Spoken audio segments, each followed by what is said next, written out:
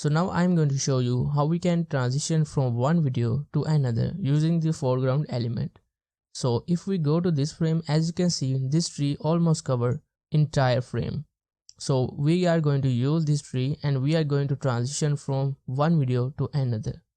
So first of all, we have to go to this frame where we have this tree visible. We have to go to the green screen, and now I am going to select this tree.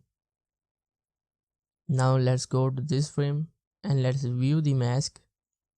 So we have to add point to this position, so it will select this tree.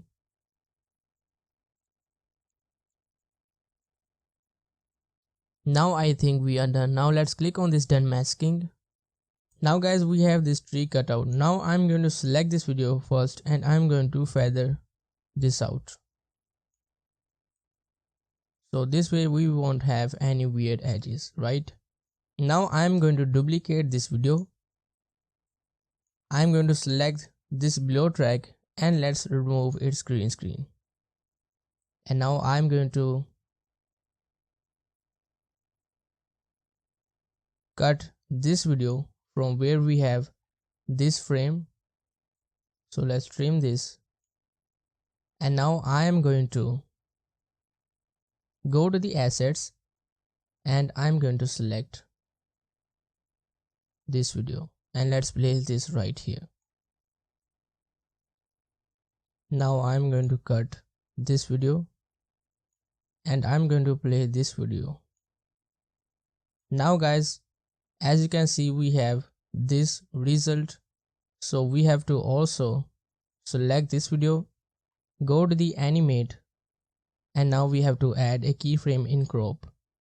And now we have to go few frame ahead. We have to crop this part. So let's open the crop, and from the left side we have to crop this. Let's zoom in the timeline.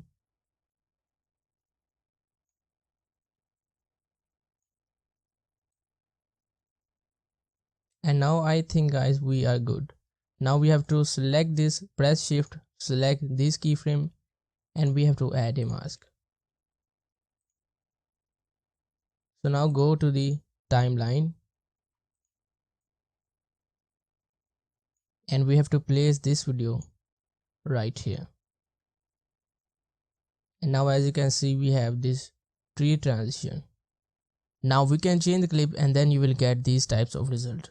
So this is how you can use the foreground element from transition from one video to another.